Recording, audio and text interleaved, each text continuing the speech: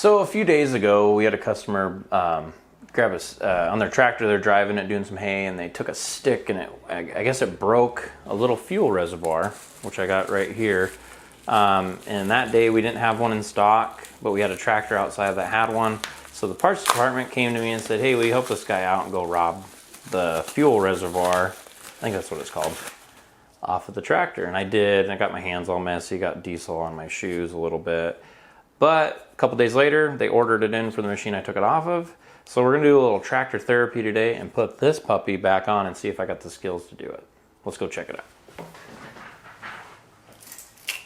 Grab my phone, can't. If I don't have my phone, they'll always think I'm just playing around or something.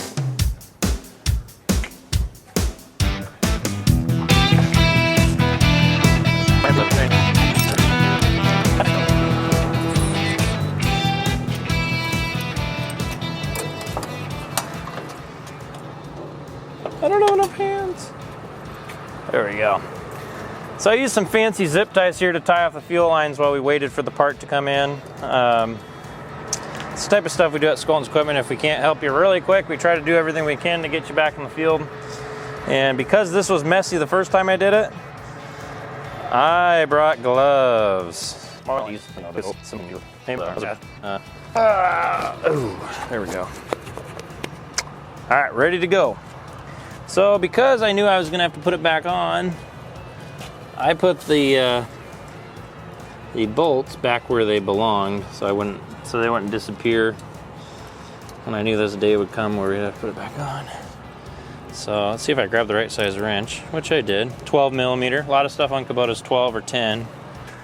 I have so much muscle in my fingers that I tied the zip ties way too tight, so I have to get a snips to get them off without busting the fuel line.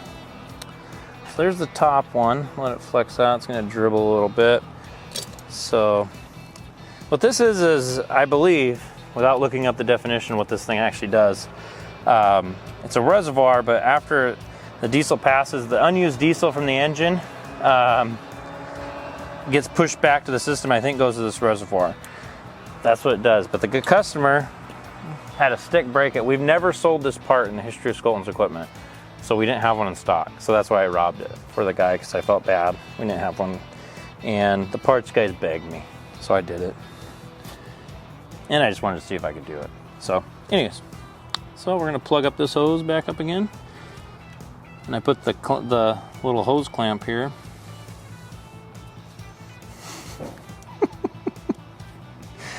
You're gonna have ants up your leg, man.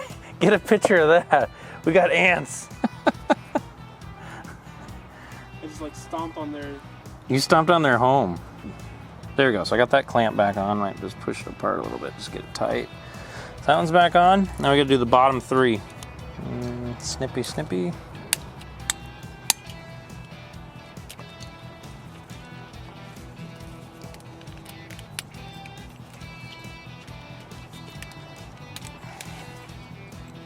Kind of looks like a heart, but I know it's not the heart of this thing. It's just a component. Oh, my fingers are not strong enough. And I knew I brought the pliers for a reason. Got to get these clamps back on.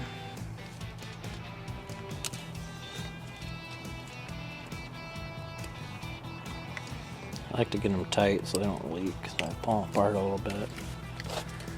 And last but not least,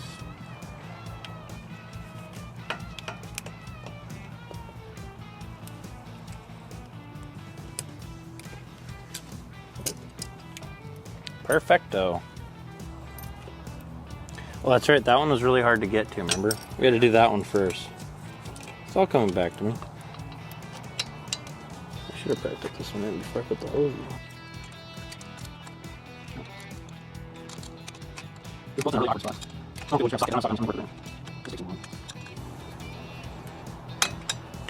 There we go.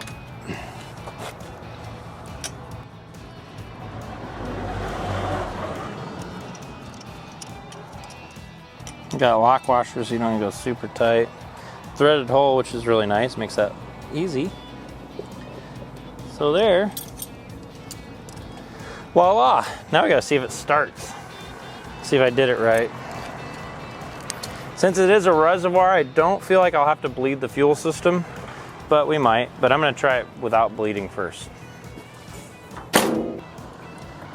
I put a danger tag so no one drove it while it was incapacitated. Glow plug it. Black magic, baby.